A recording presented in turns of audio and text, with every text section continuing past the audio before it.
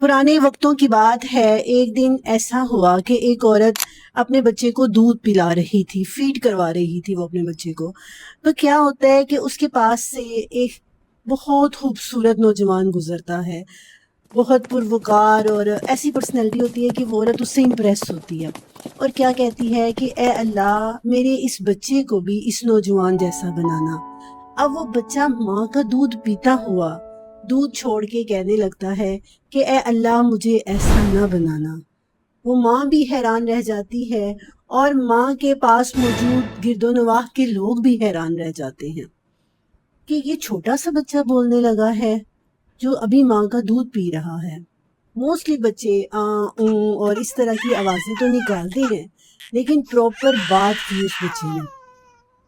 اب کیا ہوتا ہے کہ وہ عورت تھوڑا آگے جاتی ہے تو وہاں پر ایک کنیز ہوتی ہے، ایک باندی ہوتی ہے جس کو لوگ مار رہے ہوتے ہیں اور اس پر چوری کا الزام ہوتا ہے۔ دیکھو اس عورت کو جو ہمیں چوری کا الزام ہوتا ہے تو وہ عورت اپنے بچے کو گود میں اٹھائے ہوئے ہوتی ہے اور کہتی ہے کہ اے اللہ میرا بچہ ایسا نہ ہو۔ اب وہ بچہ دوبارہ سے بولتا ہے اپنی ماں کی گود میں اور کہتا ہے کہ اللہ مجھے اس عورت جیسا بنا دینا۔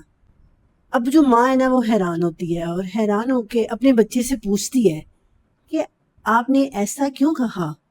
تو بچہ ماں کو سمجھاتا ہے کہ وہ جو نوجوان جسے دیکھ کر تم نے دعا کی تھی کہ میرا بچہ ایسا ہو، وہ ایک ظالم انسان تھا، اور یہ عورت جس پر الزام لگا ہے یہ انتہائی نیک اللہ کی فرما بردار بندی ہے، تو میں اللہ کا فرما بردار ہوتا ہوں۔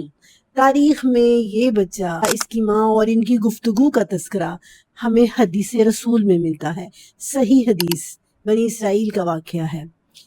دوسرا بچہ جو تاریخ میں بولا اور جس کا واقعہ رسول اللہ نے اپنے صحاب کو سنایا، وہ ایک ایسا شخص تھا، مطلب اس بچے نے اس شخص کی پاک دامنی کی گواہی دی۔ اس کا نام تھا جریج اور وہ بہت زیادہ عبادت گزار تھا۔ اس نے اپنی عبادت کے لیے نا علیحدہ سے اپنے لیے ایک ہٹ بنایا، ایک کٹیا سی بنا لی اور وہاں وہ اللہ کی عبادت کیا کرتا تھا۔ وہ نماز میں مشغول تھا کہ اس دوران نماز اس کی والدہ آئیں اور انہوں نے اسے آواز دی۔ ظاہر ہے کوئی ضروری کام ہوگا۔ جریج نے نماز نہیں توڑی، ایون کہ والدہ کو واپس جانا پڑا۔ دوسرے دن پھر ایسا ہی ہوا۔ تیسرے دن جب والدہ آئی نا تو وہ پھر نماز میں مشغول تھا۔ اب ماں جب غصے میں ہوتی ہے تو کچھ بھی بول دیتی ہے۔ ماں کہنے لگی ہے جریج اللہ تجھے کسی بدکار عورت کا چہرہ دکھائے، اور اسی لیے کہتے ہیں کہ ماؤں کو جو ہے وہ سوچ سمجھ کر ہی، ہر انسان کو سوچ سمجھ کر بولنا چاہیے۔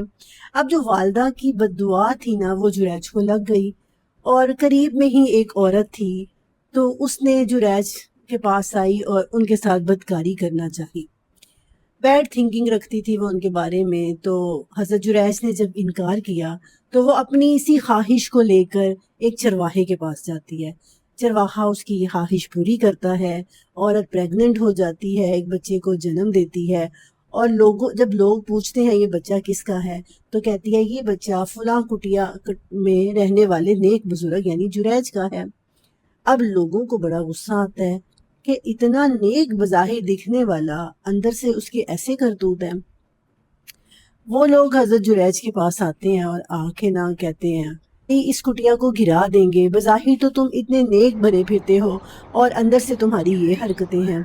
حضرت جریج اب بہت پریشان ہوتے ہیں، اللہ سے دعا کرتے ہیں۔ اللہ ان کو حکم دیتا ہے کہ اس عورت سے کہو کہ اپنے بچے کو لے کے آئے اور بستی کے سارے لوگوں کو بھی بلا لو۔ اب وہ عورت اپنے بچے کو لے کر آتی ہے اور بستی کے سارے لوگ آ جاتے ہیں۔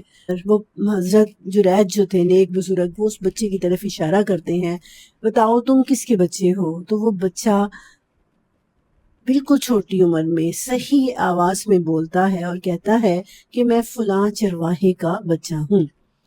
اب وہ چرواہا بھی مان جاتا ہے۔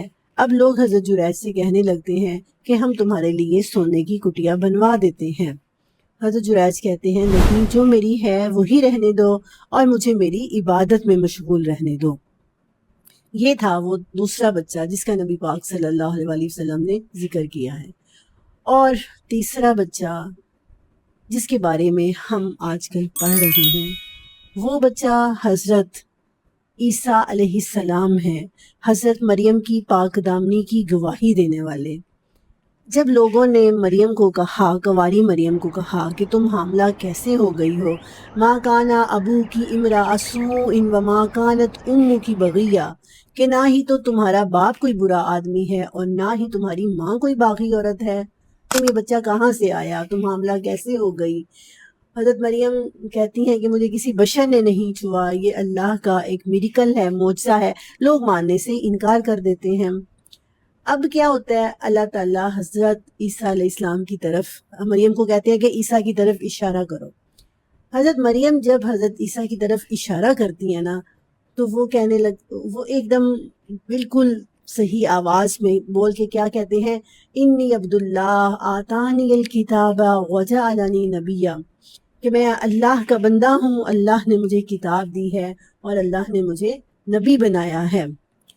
تو دوستو یہ تین واقعات، تین بچوں کے واقعات جو ہم نے ابھی سنے ہیں، یہ واقعات جو ہیں یہ صحیح حدیث میں، بخاری میں حدیث موجود ہے۔ تو وہ بچہ جو ہے نا، یہ تینوں بچے جو ہیں یہ بالکل مہداد، ابھی جو آیت ہم نے پڑھنی ہے نا، وَيُكَلِّمُ النَّاسَ فِي الْمَهْدِ وَكَهْلًا وَمِنَ الصَّالِحِينَ، کہ وہ بچہ گود میں، ماں کی گود میں بھی اور پھر جوانی میں بھی گفتگو کرے گا، بات کرے گا اور نیکوکاروں میں سے ہوگا۔ یعنی ہر بچہ جو ہے وہ تھوڑا بہت تو بولتا ہی ہے، لیکن صحیح طرح سے گفتگو کرنے میں اسے ٹائم لگتا ہے، چھوٹے چھوٹے لفظوں کو سیکھتا ہے، پھر جملے سیکھتا ہے اور پھر اپنی بات کلیئر کرنی شروع کرتا ہے۔ لیکن یہ اللہ کا معجزہ ہے کہ یہ تین بچے جو ہیں ان کا حدیث میں ذکر ہے۔ اور اس کے علاوہ بھی دو اور بچوں کے بارے میں آتا ہے۔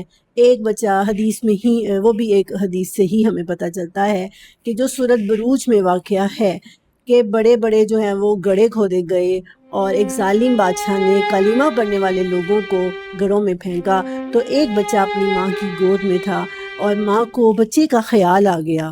جب بادشاہ نے آ کے گڑھے میں بادشاہ پھینکنے لگا نا تو بچے کو، ماں کو بچے کا خیال آ گیا، تو بچے نے بول کے کہا کہ ماں رکو نہیں، آگ کے گڑھے میں چھلانگ لگا دو، اس میں بہت سکون ہے۔ یہ بھی حدیث سے ہمیں پتہ چلتا ہے۔ اس کے علاوہ بہت سے لوگ یہ بھی کہتے ہیں کہ حضرت یوسف کی پاک دامنی کی گواہی دینے والا بھی ایک بچہ ہے۔ اس بارے میں کوئی بھی اتھینٹک حدیث نہیں ملتی۔ قرآن کے الفاظ بھی یہی بتاتے ہیں کہ ان کی فیملی میں سے کوئی آدمی تھا جس آدمی نے یہ گواہی دی تھی کہ اگر قمیض پیچھے سے پھٹی ہوگی تو وہ عورت قصوروار ہوگی، یوسف بھاگ رہے ہوں گے اور قمیض پیچھے سے پھٹ گئی ہوگی، اور اگر آگے سے پھٹی ہوگی تو اس کا مطلب یہ ہے کہ یوسف گنہگار ہیں، عورت نے اپنا بچاؤ کرنے کی کوشش کرتے ہوئے قمیض کو جو ہے وہ پھاڑ دیا ہے۔ تو یہ بات تھی، سمجھنے والی بات تھی، تو اس بات پر ہی پتہ چل گیا کہ گنہگار کون ہے۔ تو حدیث سے ہمیں ایسا کچھ پتہ نہیں چلتا کہ وہ بھی ایک بچہ تھا۔ بہرحال اگر وہ ایک بچہ ہو بھی تو یہ کوئی غیر معمولی بات نہیں ہے، یہ میریکلز ہیں اللہ تعالیٰ کے، اور اللہ تعالیٰ نے یہ میریکلز ہمیں کیوں بتائے ہیں، ان بچوں کا تذکرہ میں کیوں بتا رہی ہوں۔ اچھا، ایک اور مزے کی بات میں پڑھ رہی تھی کہ حضرت مریم کے بارے میں آتا ہے کہ جب حضرت عیسیٰ علیہ السلام ان کے رحم میں تھے نا، تو وہ جب کوئی ان سے بات کر رہا ہوتا تھا نا، حضرت مریم کے پاس آتا تھا اور باتیں کرتا تھا، تو حضرت مریم کو حضرت عیسیٰ کے تسبیحات پڑھنے کی آواز آتی تھی اپنے رحم سے، اپنے پیٹ سے، کہ گویا وہ بچہ اللہ کا ذکر کر رہا ہے۔ اور پھر وہ بچہ تنہائی میں حضرت مریم سے باتیں کیا کرتا تھا۔ اور پھر حضرت عیسیٰ کے بارے میں آتا ہے کہ ایک دفعہ نہیں وہ بولے تھے، بارہا وہ بولے تھے، 3 دفعہ کا تو آتا ہے کہ وہ کب کب بولے تھے، اور اس کے علاوہ بھی آتا ہے کہ وہ بارہا بولے تھے۔ اب لیسن اس میں ہمارے لیے کیا ہے؟ لیسن ہمارے لیے یہ ہے کہ جس نے نہیں ماننا نا، اس نے پھر بھی نہیں ماننا۔ عیسیٰ علیہ السلام کا باپ کے بغیر پیدا ہونا اور پھر ماں کی گود میں گواہی دے دینا کہ میں اللہ کا بندہ ہوں اور یہ میری ماں پاک دامن ہے، اس کے باوجود بھی یہودیوں نے نہیں ماننا تھا، نہیں مانا۔ آپ اللہ کے دین کے راستے پر چل رہے ہیں اور اللہ نے اس دوران میں آپ کو جو سکون دیا ہے، جو نعمتیں دی ہیں، جیسے حضرت مریم کو دیں اور پھر تنہائی ختم کرنے کے لیے بچہ ماں کے رحم میں بات کر رہا ہے، باہر آ کر آنکھوں کی ٹھنڈک بنا ہے، بڑا ہو کر نبی بنا ہے۔ آپ ان نعمتوں کو انجوائے کریں، اللہ کی نعمتوں کو، اللہ کے راستے پر چلنے کے سکون کو آپ انجوائے کریں۔ لوگ جو کہتے ہیں انہیں کہنے دیں، جس نے نہیں ماننا اس نے اتنے بڑے بڑے معجزات دیکھنے کے بعد بھی نہیں ماننا۔ تو آئیے دیکھیے اس چھوٹی سی آیت میں اللہ رب العزت کیا فرما رہے ہیں۔ اعوذ باللہ من الشیطان الرجیم، بسم اللہ۔ وَيُكَلِّمُ النَّاسَ فِي الْمَهْدِ وَكَهْلًا وَمِنَ الصَّالِحِينَ، اور وہ بچہ ماں کی گود میں مہدہ پنگوڑے میں بھی بولے گا، وکہلن اور ادھیڑ عمر کا ہو کر بھی بولے گا، ومن الصالحین اور نیکوکاروں کی جماعت سے تعلق رکھنے والا ہوگا۔ یہ ہے آیت جو آج ہم نے پڑھنی ہے اپنے پروگرام 1 ورس 1 ڈے میں، جس پر ہم بات کر رہے ہیں۔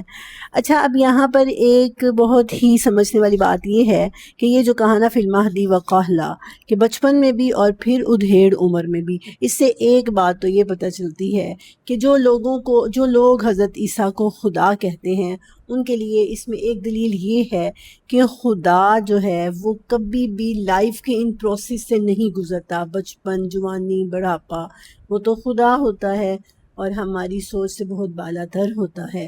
لیکن یہ جو کہا کہ عیسیٰ علیہ السلام کو پہ بچپن بھی آئے گا اور بڑھاپا بھی آئے گا، ادھیڑ عمر بھی آئے گی، تو اس کا مطلب یہ ہوا کہ وہ خدا نہیں ہیں، وہ عام انسانوں کی طرح ہیں۔ جس طرح انسانوں پر زندگی کے مراحل آتے ہیں، اس طرح حضرت عیسیٰ علیہ السلام بھی زندگی کے مراحل سے گزریں گے۔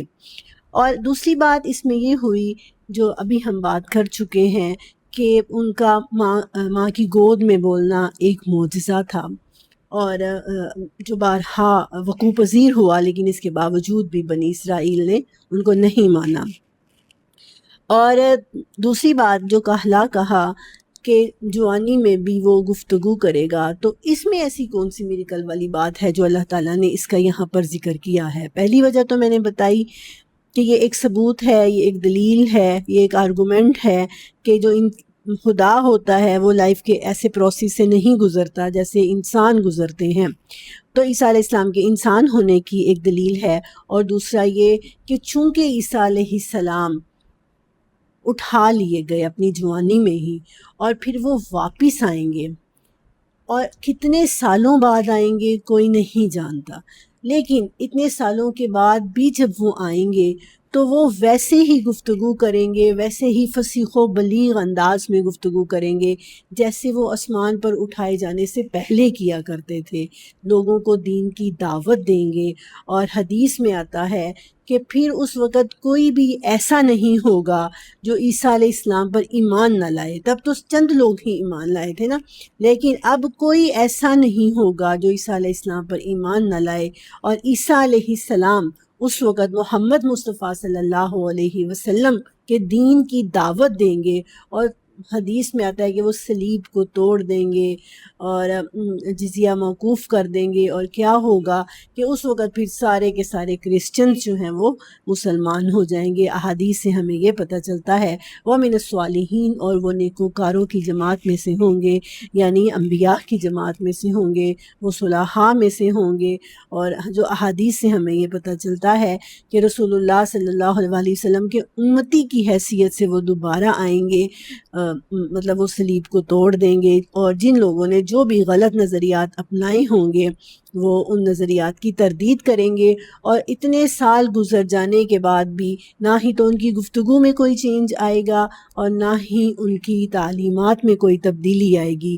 تو فی المہدی وکہلا کا یہ مطلب ہے جو اس آیت میں آج ہم نے پڑھا اور سمجھا، اور ہمارے لیے اس میں لیسن یہ ہے کہ جن لوگوں کے دلوں پر تالے پڑ جاتے ہیں سرکشی کے، اور جو ہدایت کو نہیں ماننا چاہتے، اتنے بڑے بڑے معجزات دیکھنے کے بعد بھی وہ نہیں مانتے۔ اور ایک حدیث میں 3 اور پھر 5 بچوں کا ہم نے ذکر سنا کہ جنہوں نے بچپن میں ہی جو بولے، اور پھر عیسیٰ ابن مریم علیہ السلام بارہا بولے، اپنی قوم سے خطاب کیا بچپن میں، اس کے باوجود بھی ان کے خلاف سازشیں ہوئیں، ان کو صلیب پر لٹکا دیا گیا۔ تو اللہ تعالیٰ ہمیں حق پر قائم رہنے کی توفیق عطا فرمائے، ثابت قدمی عطا فرمائے۔ یہی اس آیت کا لیسن ہے، یہی ہمارے لیے امپلیمنٹیشن کا اصول ہے۔ اللہ تعالیٰ ہمیں اس پر عمل کرنے کی توفیق عطا فرمائے۔ آمین۔ وآخر دعوانا ان الحمد